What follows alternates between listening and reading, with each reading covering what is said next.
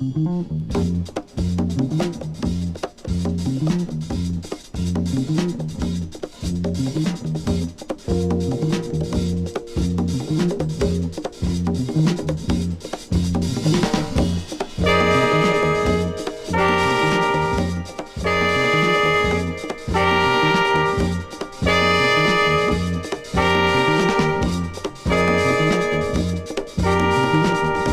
a mission given to me by Woody Shaw, Sunship, Dizzy, and Billy Higgins, dedicated to pursuing a piece of our cultural heritage through interviews with my jazz heroes, this is The Jake Feinberg Show. Coming to you from the Blackwood Broadcasting Studios at an undisclosed Institute of Higher Learning, this is The Jake Feinberg Show, and we're happy to have all of you along with us today. When one is involved in spontaneous creative expression, it takes a certain attitudinal approach to society and their interaction with society to cultivate this self-expression. My guest today is someone who has resisted the musical industrial complex and has instead turned his attention to writing, arranging, and playing music that opens minds and explores the unforeheard. He is someone who intermeshes all idioms, classical, blues, soul, and jazz, with fellow compadres like Ramon Banda, Carl Burnett, Charlie Owens, Jane Ira Bloom, Putter Smith, and the skipper Henry Franklin. The people he plays with represent the soul of the world. Music is the soul of the world, and that soul has grown and dissipated in the cyclical nature of mankind. Today, he seeks to play with his contemporaries and mentor a younger, youthful generation in the hopes that pure music, created by real heroes, can see us through to a new paradigm, not just in this country, but across the globe.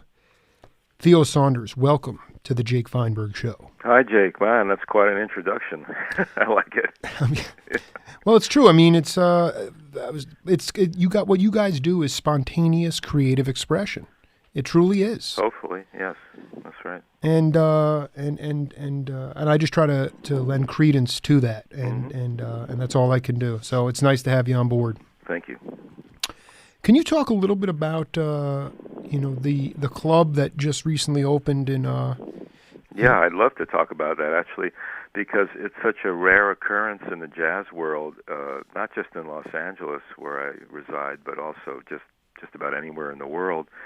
A real jazz gig with the same band 3 nights a week until the end of this year, and then the club is closing down for renovations and going to reopen it hopefully in the springtime, at which point I'm not really sure what's going to happen with it, but it's such a thrill for me to be able to look forward to working with the same wonderful musicians every night, 3 nights a week. It's just, I can't even express to you how rare that is these days. And the musicians it's Azar Lawrence's quartet, and includes Henry Franklin on bass and Alphonse Mouzon on drums. You know, it's funny, I got a letter in the mail the other day from the superintendent of my daughter's school district, and she was talking about consistency of teachers over years at a time and how that consistency can obviously lend itself to more success. Mm-hmm. And I think that there was a period in our history of music, and you were right there, where you'd have a gig 6 nights a week, 7 nights a week. You know, you'd go into town and play with the same band. And after a while, on that 5th night or that 4th night, I mean, you were just right in the pocket, so smoking hot, because you had that opportunity to kind of warm up a little bit. But that doesn't. Well, yeah, those kinds of things would happen when you're on tour, you know, but it wouldn't be in the same venue in the same city. So, like in New York, you might do a week, or not a whole week, but you would do like say 4 or 5 nights in one club, but then that would be it. But in fact, the last time that I ever had a gig like this was in the late 60s. I was living in Montreal, and there was a club called the Black Bottom. And myself and 3 other musicians from the States had gone up to Montreal, and make a long story short, we wound up forming a group and we wound up playing 5 nights a week of jazz, and we were all living in the same building together. So it was a great time to learn about music and playing with other people, and that's actually where I met Sonny Greenwich, the great guitarist. He came and started playing with us as well. Wow, Montreal in the late '60s. I mean, that was I can't beat that at all. Oh, it was a wonderful time. Yeah.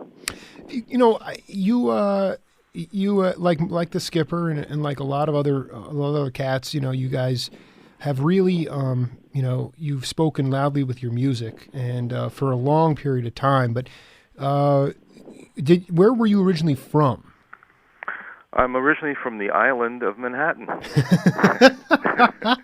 Oh, okay, cool. I'm from the Long Island, that out on the the eastern part of the island. Yeah, whereabouts? In Stony Brook. Oh, okay. Sure. Yeah. So you growing up there, what was your? I mean, you were just blanketed with all sorts of culture from a. Well, yeah, absolutely. Actually, it was kind of in retrospect, people consider my childhood rather unusual, and I guess in retrospect it was unusual. I was actually the first generation of my family born in this country.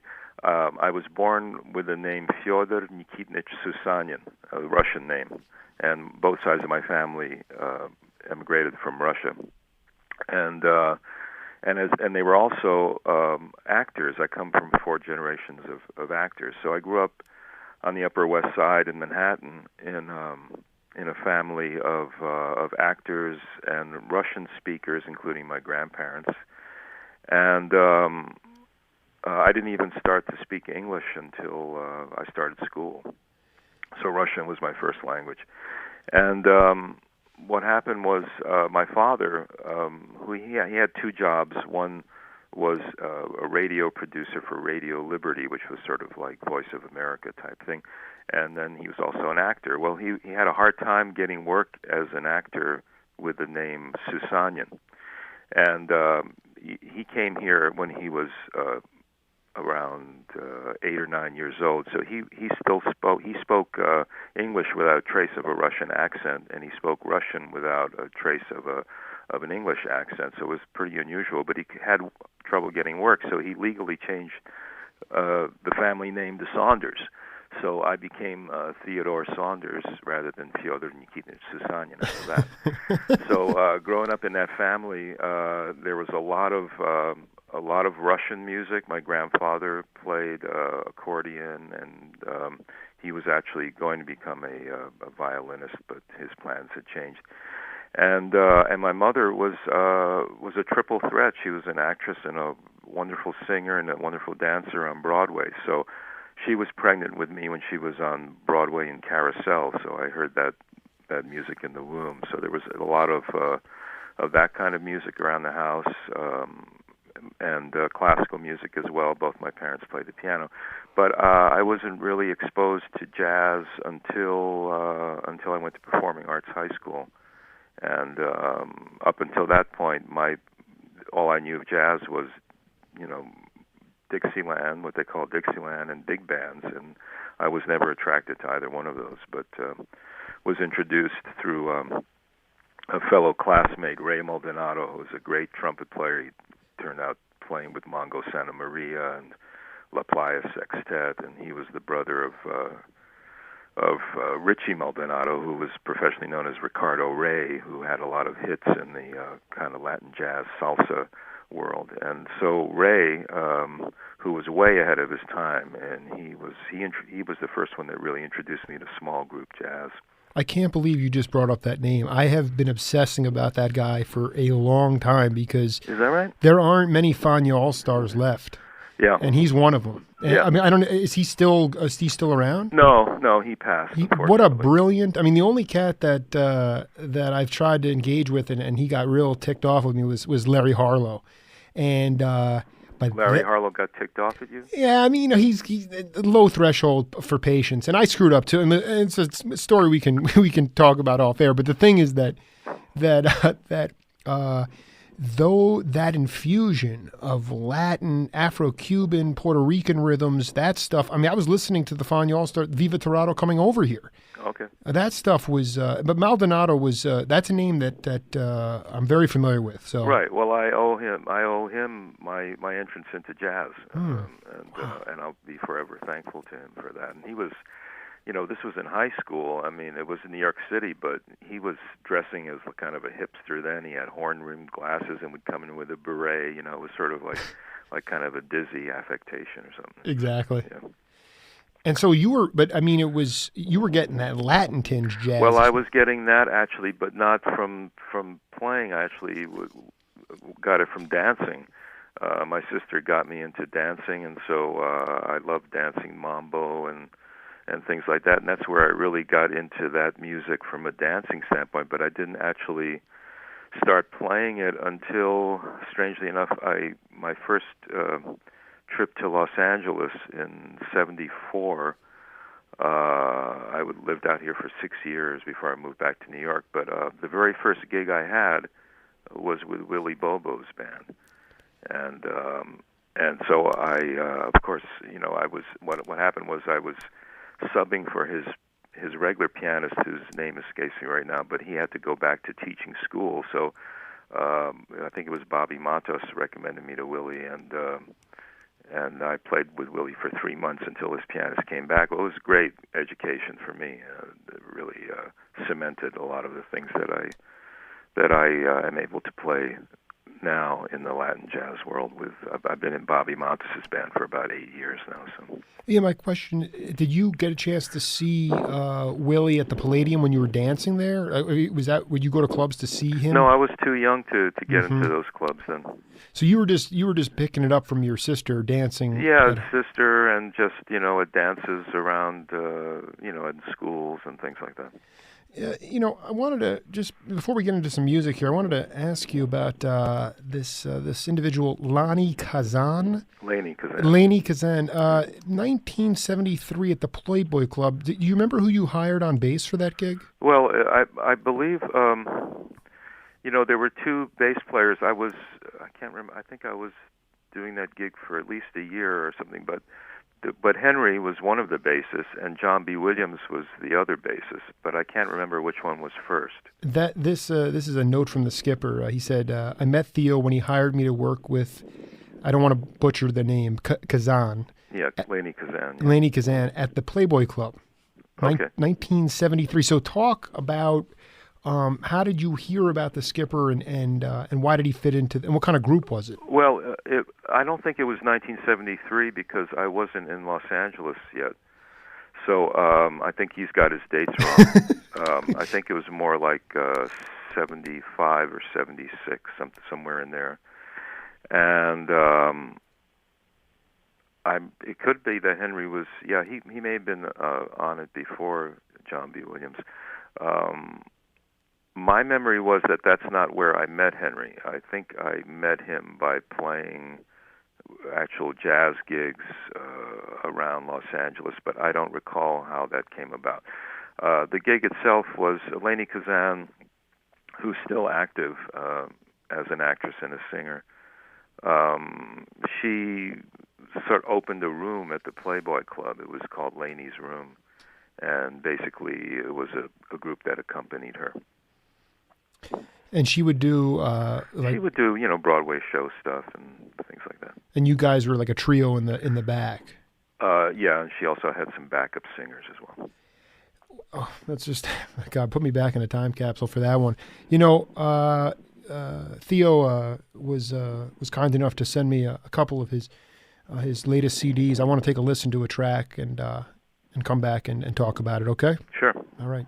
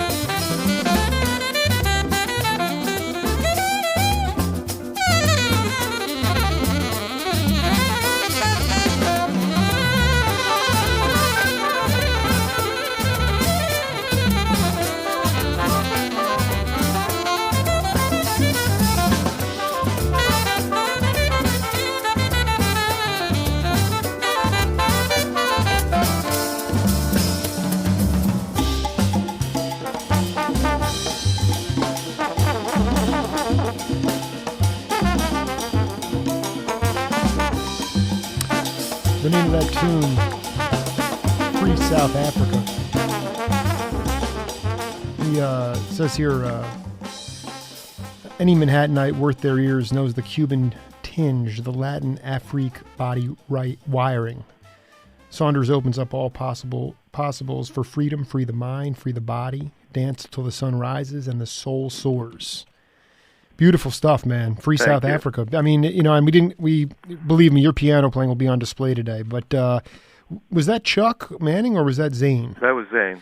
Beautiful. You know, it's funny. I was talking to Joe Sample earlier this year in an interview, and he was talking about the African rhythms that he was exposed to under Hugh Masekela.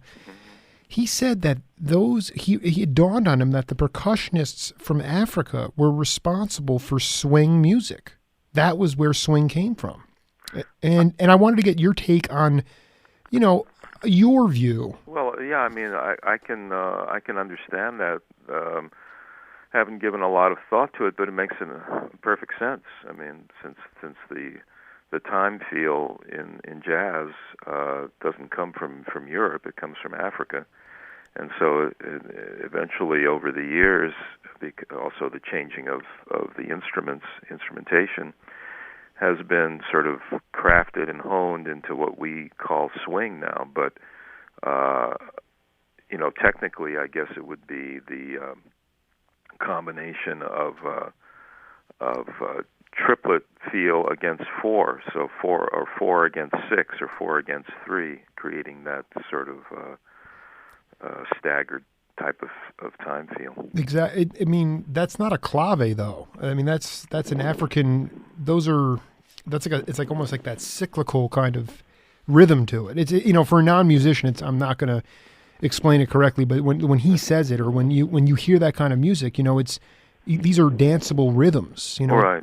Well, you know, if you listen to Africans playing, I mean, if you listen to African music pre the introduction of Western instruments, you just hear the drums, and I've read up on this as well. I mean, you hear they're playing polyrhythms. You have a group playing in four, and you have another group playing in some multiple of three against that, you know, which creates that. And then with the introduction of Western instruments to Africa, they just translated that over. You know, I was recently listening to your interview with Putter, and I was surprised to learn, because I didn't know this, that he was a big admirer of King Sunny Ade, and I am as well. I just love listening to that music, and any chance I go to hear him live, I take advantage of that. That's part of it. I mean, one of the things, I mean, I've covered a lot of the East Coast corridor guys, and I didn't even realize you were from Manhattan, but I mean, I think of you as a stalwart of the Southern California scene. And, you know, it's one of the most unheralded and least chronicled, you know, periods of our history is really the West Coast. The West Coast, it gets so much publicity for that 50s, you know, straight bop, you know, the Chet Baker and Art Pepper and that, and rightfully so. But there was a cadre of musicians that really, you know, were trying to really keep hone their chops and keep real music alive. Oh yeah, no question. And a lot of them also left Los Angeles and moved to New York, you know. So. Right, and I'm trying to. So in the mid '70s, you decided to go to the West Coast. I mean, you moved from New York out there. Right. Mm-hmm. And when did you? Who did you link up with when you got out there? You were with Willie Bobo, but then after that, where did you go? Well, let's see. From the mid '70s until 1980.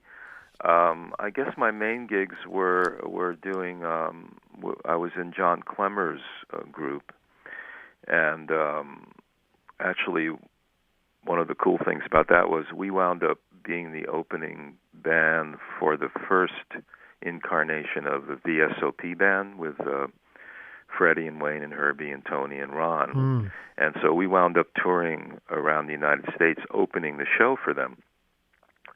at all these different venues, including Lincoln Center. And at that time, I had this rather large Sony tape recorder with these two external microphones, and I was allowed to do this. I was able to go almost every time into the front row and sit there for the VSOP sets, and I got tapes of every single concert that they did. That's the audience recording. I mean, you're talking to I love tape. I love taping, and the fact that you all you needed was to have the mic stands too. Yeah, I just actually these little tiny, the small microphones that I just sort of placed on top of the Sony tape recorder. Clemmer is a guy that it's fascinating because, I remember reading somewhere where he was quoted as saying, "My entire purpose in life is to create." I always want to keep creating. And if you listen to the way he sequences his ideas and the kind of playing, the sheer force, that would have been a very entertaining and wonderful opening act for VSOP. Well, yeah, it was certainly, diametrically opposed in some ways to what VSOP was doing, so it was just probably why they chose John to open. But, John was he's not, I don't think he's performing anymore, recording. He might be producing. I haven't seen him in years, but, he was very unique in the sense that he was one of the few saxophonist who wasn't influenced by John Coltrane directly. I mean, you can hear some influence, but pretty much he found a voice of his own. I don't agree with how he necessarily used that because he seemed to stray over into commercial areas, but that was his choice. But actually quite a unique saxophonist. It's very well put. We're talking to Theo Saunders, formerly with a very intense Russian name that actually I think probably today you'd be okay keeping that name today. Yeah, probably so. Yeah. We got a tune here. I'm anxious to play it for you, and we'll come back and talk about it. Okay? Yeah.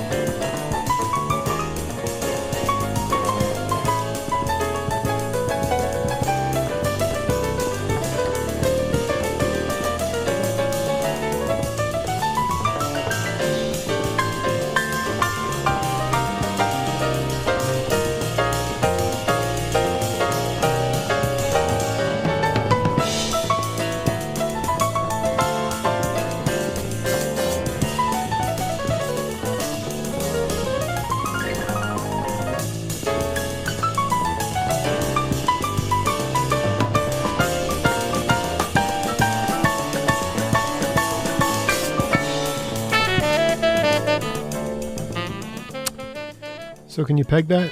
Yeah, Charlie Owens. That's right. That's right. That the name of that tune is Eric's tune. Eric's, for his son. And he says here that he speaking of Ted Saunders, at the time it was Ted Saunders. Right. Yeah, actually I didn't become Theo until 1985. So up until that point, all my friends and compadres knew me as Ted or Teddy Saunders. Ted, I mean, it's just because my brother's name is my parents named him Theodore, but he's known as Ted or Teddy. Yeah. And the thing was this: when I moved back to California in 1985, I was back in New York from 80 to 85. I moved to Ojai. Sure. And I was teaching at the Oak Grove School, which is one of the schools, worldwide schools of the philosopher, educator Krishnamurti. And I just felt I never really liked the name Ted too much. It was sort of not, as I told you, my family's name was changed, and I just felt like Theo was more sort of closer to what my roots were. So rather than changing my whole name back to my Russian name, I just sort of went to Theo because it just felt closer to who I am. Yeah, Ted has a very Western ring to it. Yeah. But no, Charlie Owens, I mean, I had him on my show earlier this year. I mean, what a class act that guy is. And he said he saw you playing at the Cellar des Mureaux with... The what? He says here, speaking of Ted Saunders, whose piano makes a central contribution, Owen says he was working with John Clemmer for the last 2 or 3 years. Mm-hmm. Last year I was playing at the Cellar des Mureaux place. Oh, yeah, it was. And we hung up, and we were hung up for a pianist, and Ted came over with his electric piano, and that's where it crystallized. But where was that place? Well, it was somewhere downtown. Les DeMuro was a drummer here in town, and he opened this club. And he would, I believe he played with all the bands that were in there.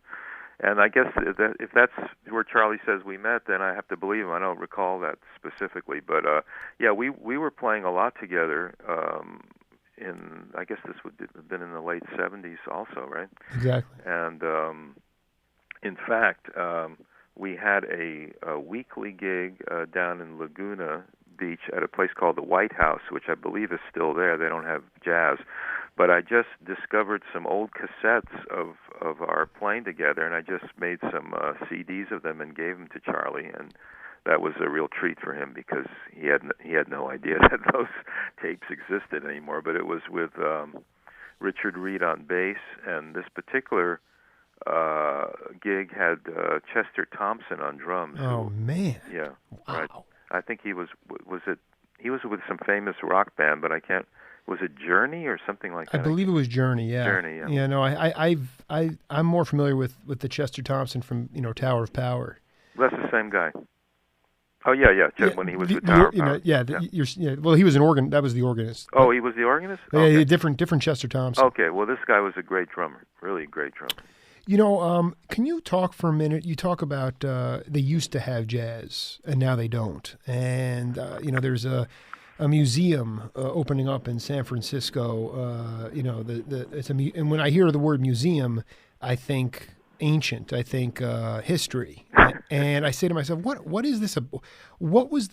Where was the support, and why were clubs so prevalent, even in the late 70s, where you could, put together this, spiritual music? People could go down there, have a bite to eat, have a few drinks, and really walk out of there and feel spiritually moved. Why was that ripped out, and how, and where? And I know we talked about that club earlier, but why was it prevalent then, and how has it gone away?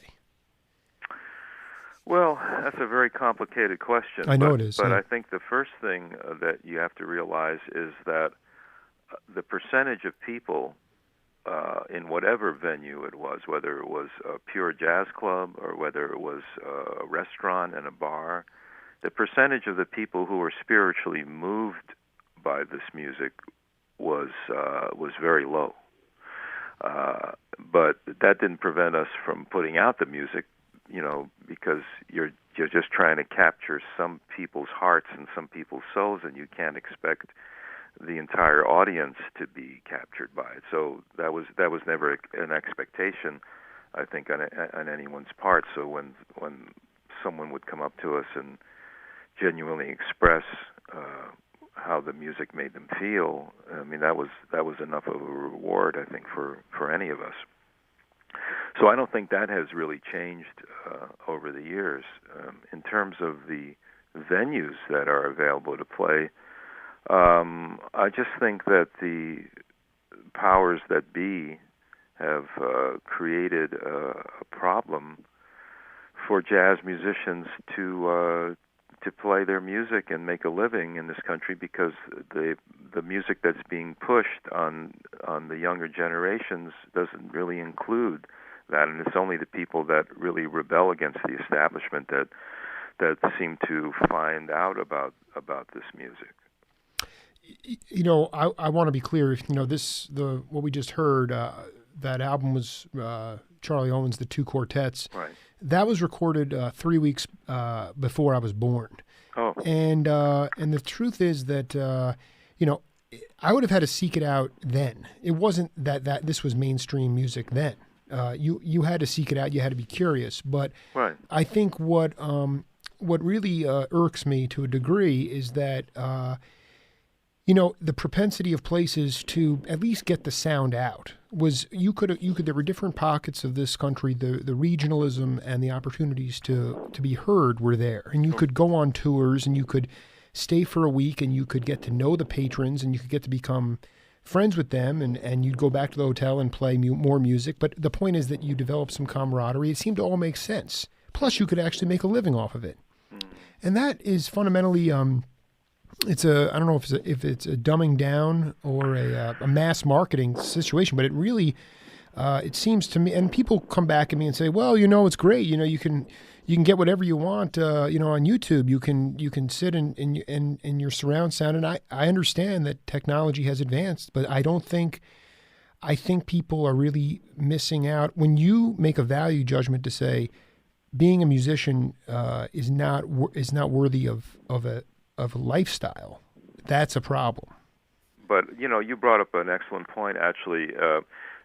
I think it's very important to realize that jazz is really a live art form, that you can't really experience it just by listening to recordings.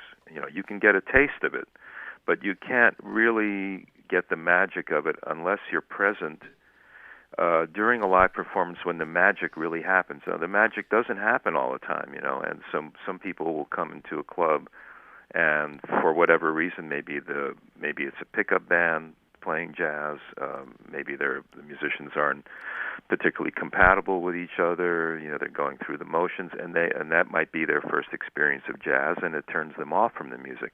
But it's the people that are present when the magic happens, when the communication between the musicians is so specific, and the music is taken to a completely different level. It literally, you know, blows, well, not literally, but it can blow people away, because it shows you the human potential that normally isn't exposed to most people. You know, well, it was very well put. I also wanted to get your take on something. I mean, you know, this is a perfect example. This was made on Discovery Records, and you had this a lot of independent record labels, and then after 1975, there was just this shrinking, this mass conglomerate squeezing of the independent labels and shrinking down.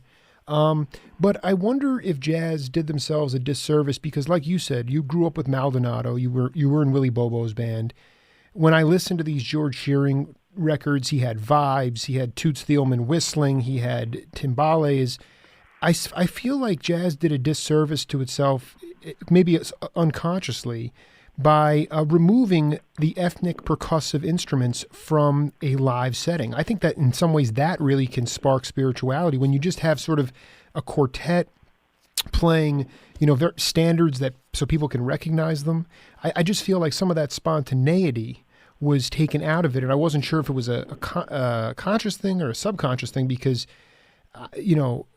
Well, what happens is when you add percussion instruments to a normal jazz ensemble, you know, let's say saxophone, piano, bass, and drums. When you add a percussion instrument, it doesn't matter what the skill of the percussionist is.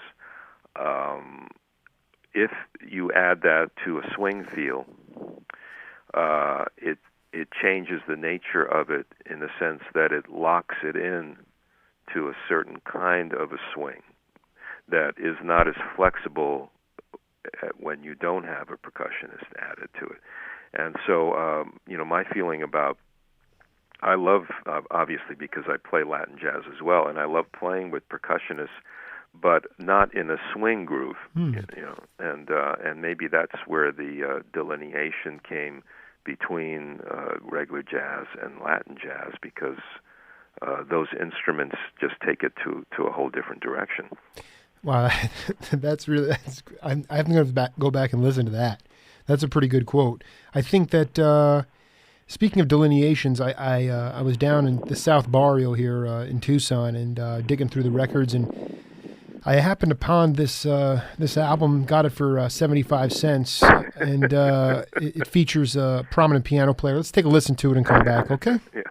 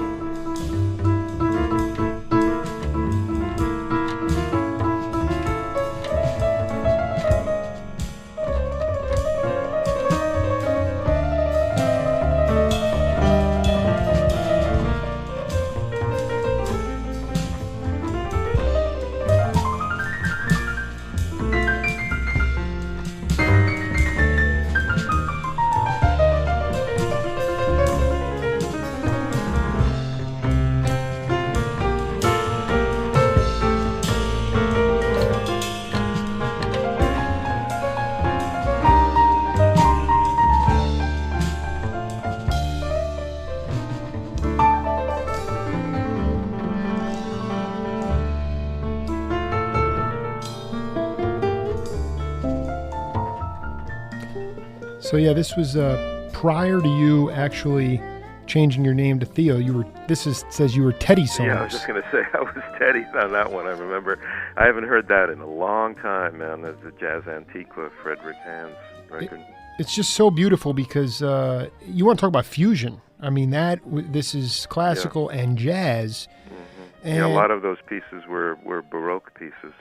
Just beautiful. Could you take us back in time? I mean, where did this concept? I mean, when I found the record, I kind of freaked out a little bit because I didn't recognize anybody except you, and so in that sense, I called the skipper immediately, and I was like, I found this record. Mm-hmm.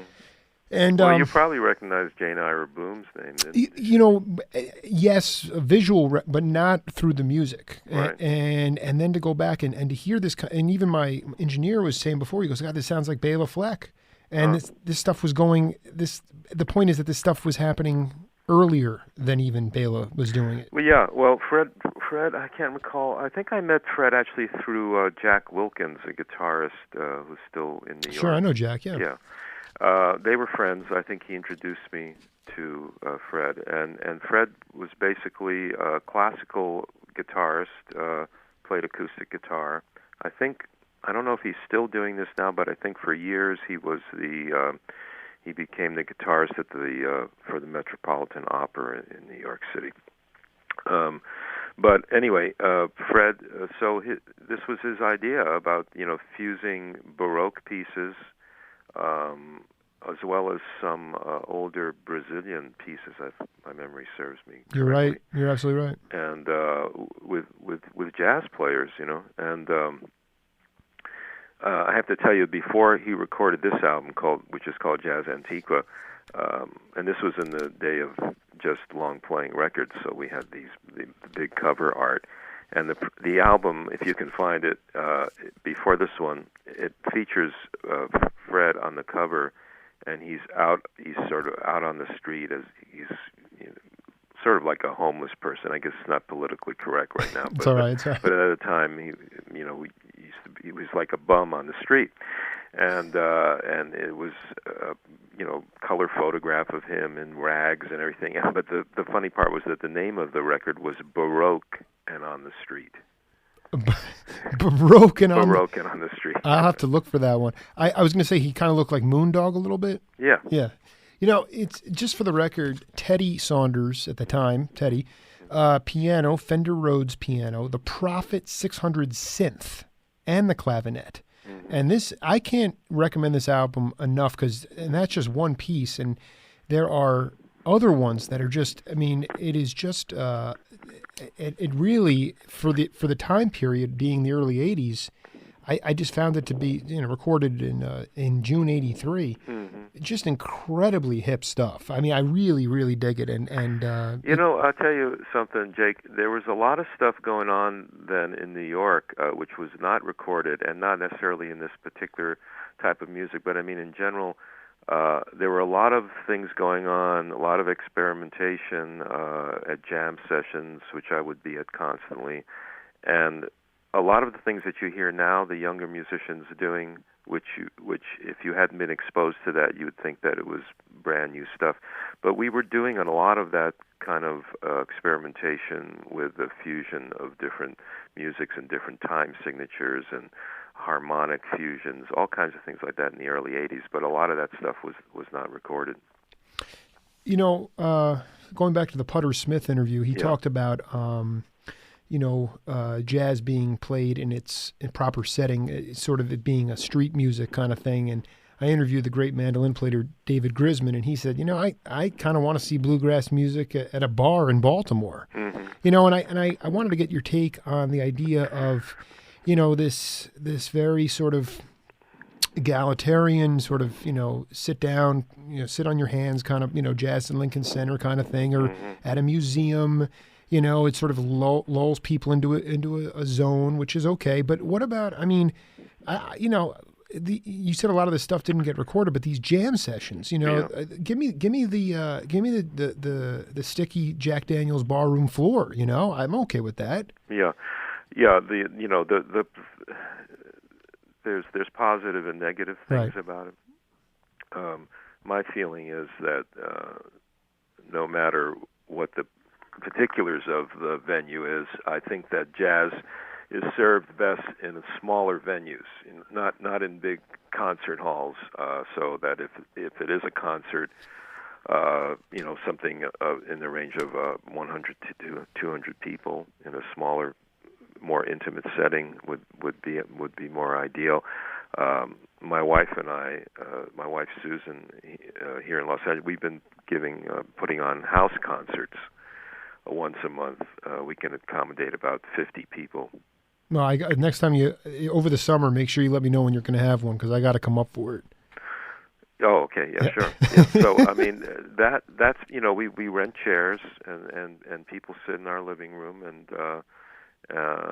it's great.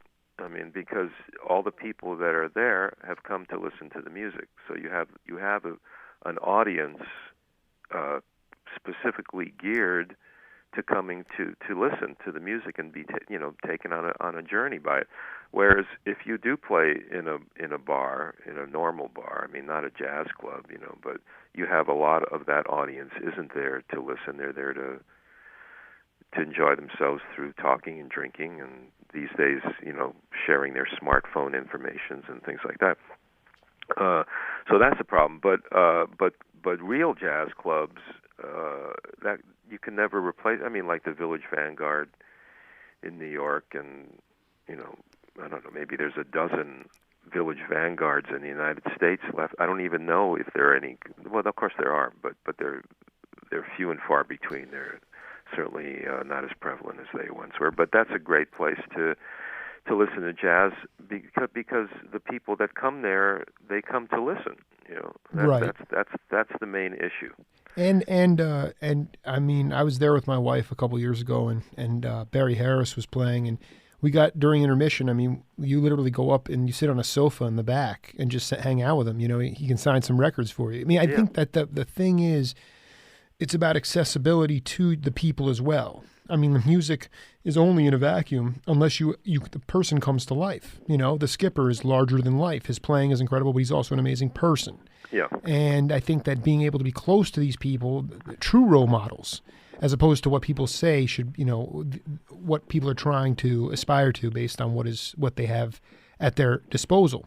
But the thing that about Theo Saunders, and it makes sense now for my audience, the fact that your parents were steeped in theatrical, they were constantly improvising, and you are a prolific songwriter, and we're going to listen to something here. This is a Theosaurus Music Company, but it's off a very good album. I want to take a listen to this track, and we'll come back and talk about it. Okay. I called Henry. This was going back to, it's over 20 months now, and this album he had just come out with this album, and he sent it to me, and it's got some battle scars on it, but it still plays well. And you're all over this album. I mean, you do Swalla, Open Spaces, Shamal. That was Shamal, right? And Shamal, beautiful stuff, and just a really what I love the most. What an amazingly solid and strong. I mean that rhythm section there between yourself, Ramon, and the skipper. I mean, you can't do much better than that. Yeah, we have a lot of fun playing together. This was dedicated to Mr. Bill Madison, Buddy Collett, and Hadley Callman. By Henry, you mean? By Henry, yeah. The album. Yes. Yeah. Can you talk a little bit about the skipper's significance to the Southern California music scene? Well, for me, he's one of the most significant musicians out here. I guess because he lives out in Paris, which is in Riverside County, it's kind of diminished his presence on the scene. But you know as well as I do, the credits that Henry has are really fantastic. But beyond that, and beyond the fact that Henry is one of my best friends, he is a very unique musician who's I could recognize. If you gave me a blindfold test, I could recognize Henry's playing, and because you can hear his influences, but he's really developed his voice, and his time feel is, for me. I mean, he and I both share a love of playing on top of the beat. And I can't think of anybody I'd rather play swing with than Henry. He talks about you in very reverential terms. I mean, he really does feel a real spiritual connection to you. So it's just nice to be able to connect with you guys on that level. And the truth is that my question I have for you is, do you think that there is room for people to play music that they are creating and let the audience decide whether they like it or not? Or are we, because currently we're in sort of a model where people pay a lot of money to go see concerts with the expectation of going in and seeing certain things or hearing certain things. And I don't think that Lee Morgan or Miles or people like that really necessarily bought into that so much. And I wonder if we need a little bit more of that attitude of let the musician go up and play and let the audience decide whether they like it or not. Well, yeah, I mean, that's obvious to me. That you just said it. Absolutely. Right. I agree with that. I mean, that's the whole point. And but society, generation after generation is being steered away from that by the people who have the I mean, they call it the music industry for a reason. It is an industry, and because it's an industry, there are people that are running the industry and trying to shape young people's tastes, and not many of us escape from that. And the people that do escape from it are the ones that can make up their minds, their own minds, as you have, that whether it's jazz or whether it's some other kind of music that is non-commercial, that is what we want to listen to. That's what we want to go pay money to hear live.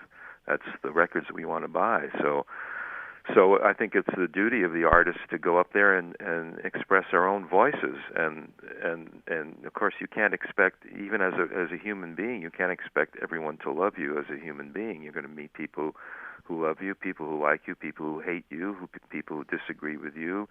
And so in the same way as in musical terms, you go up there and you perform, and you're hoping that it's going to touch some people's hearts, but you can't expect that to happen to everybody. And well said. I with this current configuration, the Azar Lawrence quartet, how does Azar? What is he like as a leader? What are the things that you enjoyed that he does? Playing with this is really interesting for me because when I was, I'm 6 years older than Azar right now.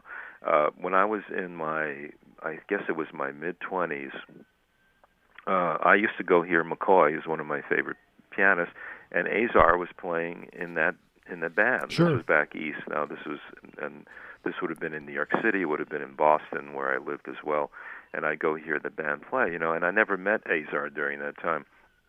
But I always said to myself, man, I'd like to play with this guy someday, Well, 50 years later, here we are, or whatever, 40 years later, here we are playing together. And the thing for me is my two biggest musical influences, and they're not pianists, are John Coltrane and Miles Davis.